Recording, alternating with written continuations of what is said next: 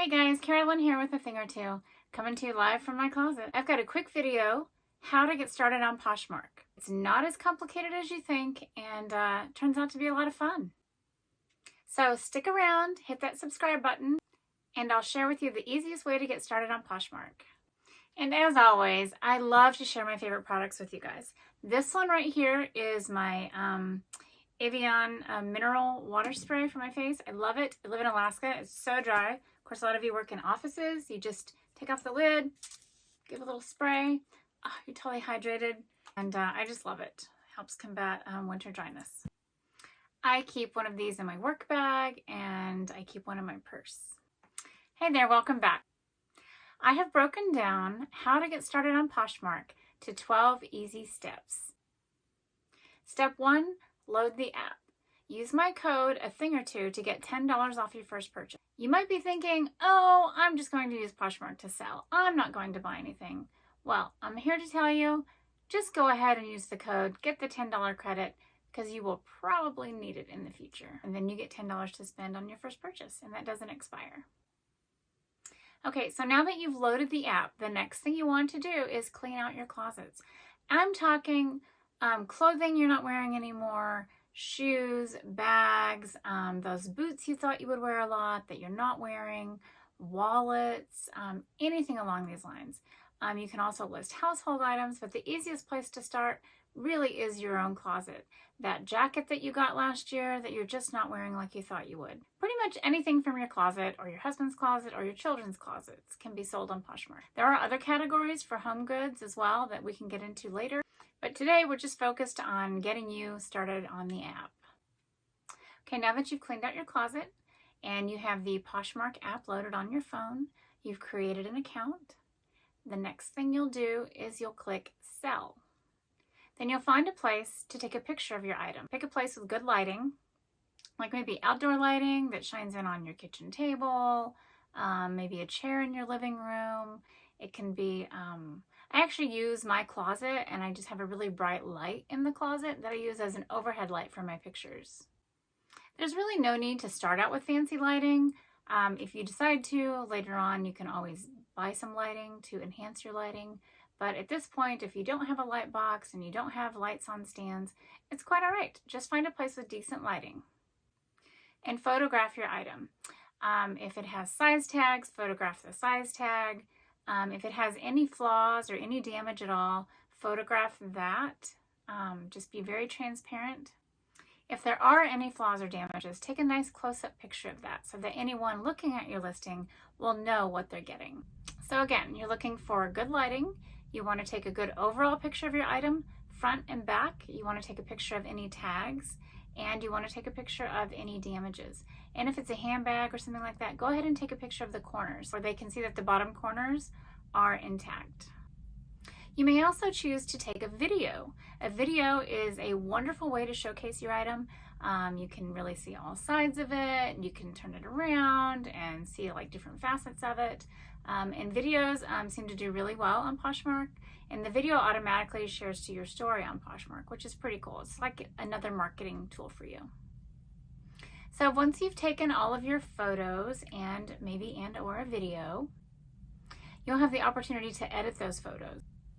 Now be careful in the editing. You don't want to use a format that changes the color too much. You want your item to be as true to color as possible. Step 5, give your listing a title.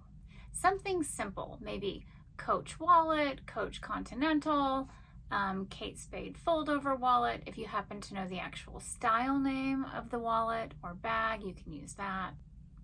If you don't know the style name, that's fine. You can say Lululemon jacket, Marmot hat.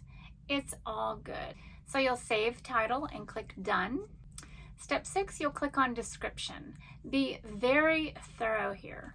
Any measurements, condition, fabric, whether this is new with tags, whether you've worn it once or twice, or it's been worn a lot. Just be really honest and thorough. What I find works really best here is the golden rule. Do unto others as you would have them do unto you. So I just put in a listing what I would want to know. Being honest and as thorough as you can be in your listing will only help you. It will result in good ratings, possibly return buyers. So you'll click done on the description. And in step 8, you'll pick the item's category, whether it's men's, women's, children's, home, and then you'll pick the size, you'll pick the color, and be as specific as you can there as well. And be sure and use the style tags that Poshmark has there as an option. There are a lot of preset style tags there you can pick. Bohemian, leather, snake, mid-century modern. There's a ton of style tags, but if you don't see one that works for your item, you can pick up to 3 of your own. So you just type them in, hit enter, and it automatically creates a style tag for you. Step 9, type in your original price of the item, what you originally paid for it, what it sells for retail. Say maybe a Coach wallet might be $190. And then you'll type in your listing price. Say if you paid $190 for it, you carried it for a couple of years, you might ask $75 for it. Depending on the condition of the item, I sometimes start at 75% of what I paid for it, or I might start at 50% of what the item was brand new. It really just depends on the item and the condition of it. But I always build in just a little bit of room for negotiation. I often price things, not always, but often price things at 20 to 30% higher than what I'm actually willing to take for it in the end, because you've got to have just a little bit of negotiation room. I know I love to negotiate. I love to get a good deal. I love to give a good deal. It's all part of the fun.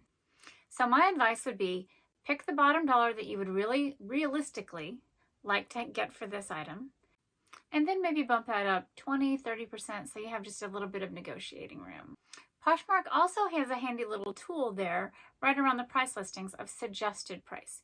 Sometimes I find this to be accurate and sometimes not so much, but hey, there's always a place to start. So once you've decided on your price, you will click list. And you have your first Poshmark listing. Yay! Go you! I am so proud of you. Congratulations. So happy selling. Now the next thing you'll do is you'll share that listing at least once a day, or maybe several times a day. You can share it on your lunch break. You can share it when you're laying in bed, winding down, whatever works for you. But remember, share that listing at least once a day.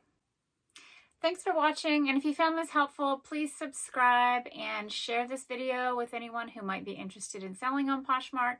It is super easy. It is literally that easy to get started. I hope you have a ton of fun. Feel free to come back with any questions. I'm a Poshmark ambassador, mentor, a Heart and Hustle grant winner. I am happy to help you. I love seeing my friends succeed. I love helping people. I love teaching. So any questions you have, feel free to come back. I am more than willing to help you. And reach out to me on Poshmark as well. I'm happy to share your items and get a few more eyes on them. So you have a fabulous day. And my next video will be what to do with all of those likes that you get on Poshmark.